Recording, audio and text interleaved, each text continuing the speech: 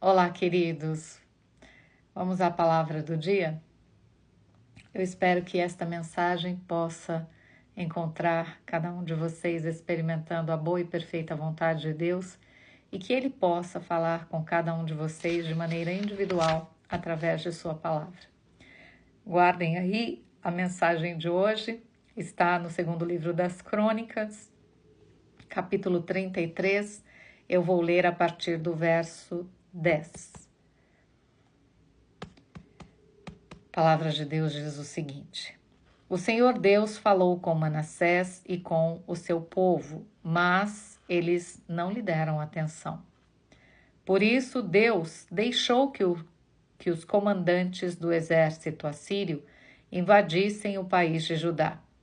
Eles prenderam Manassés com ganchos, amarraram com correntes e o levaram como prisioneiro para a Babilônia.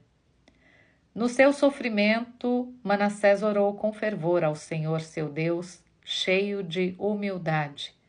Ele se arrependeu diante do Senhor, o Deus dos seus antepassados. Deus ouviu a oração e atendeu seu pedido, deixando que ele voltasse para Jerusalém e fosse rei novamente. Aí Manassés declarou que o Senhor é Deus. Até aqui a palavra de Deus. Quem foi Manassés? Manassés foi o rei que ocupou o trono após a morte de Ezequias. Ezequias foi um rei que atendeu à vontade do Senhor. Um rei que julgou, que reinou com justiça. Manassés ocupou o trono com 12 anos de idade. E ele reinou sobre Judá durante 55 anos. Mas foi um rei mau. Ao contrário do que fez Ezequias, Manassés levantou a ira do Senhor. Ele sacrificou os próprios filhos. Ele criou altares para a deusa Aserá e para Baal. Ele buscava orientação através de adivinhos e médiuns, praticava feitiçaria. Então, nesse período aqui, ele fez exatamente o contrário do que Deus havia pedido que seu povo fizesse. E quando Deus chama a atenção de Manassés e de seu povo, eles se recusam a ouvir, se recusam a aceitar a repreensão e se arrependerem.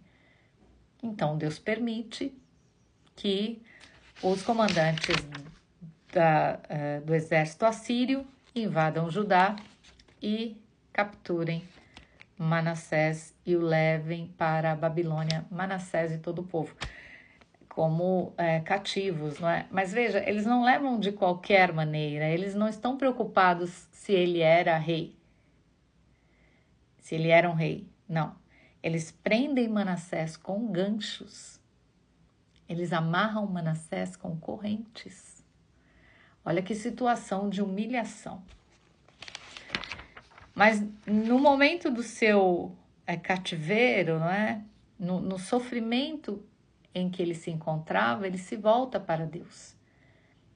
E aí ele lembra do Deus de seus antepassados, ele faz uma oração a Deus, uma oração sincera, ele se arrepende, Deus ouve sua oração e permite que ele retorne e volte a ser rei. E a partir deste momento, ele começa a destruir todos os altares que ele tinha criado e o rei Manassés e todo o povo passa a adorar unicamente o Deus de Israel. Então veja, ele se arrepende já no final de sua vida, mas como diz o ditado popular, não é antes tarde do que nunca. Muitas vezes nós passamos por dificuldades e muitas vezes nós nos queixamos com Deus. Por que, Senhor?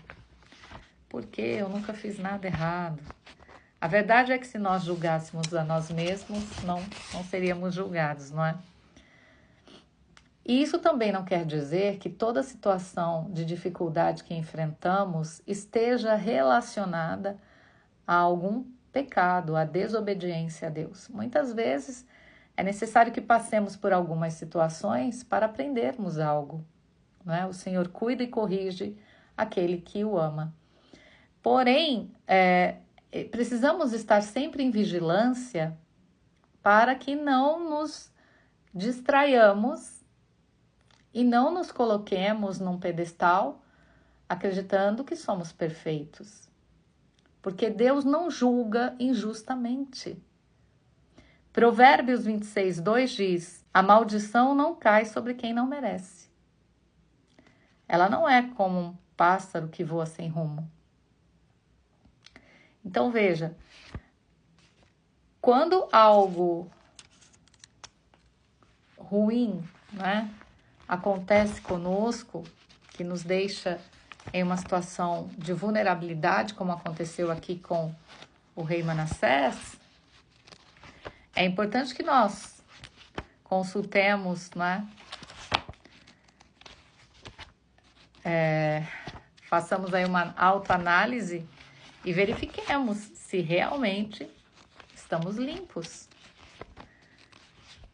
E não de qualquer maneira, porque Deus conhece a intenção do coração, Deus conhece, né, se você, a intenção do coração, se você está sendo sincero ou não.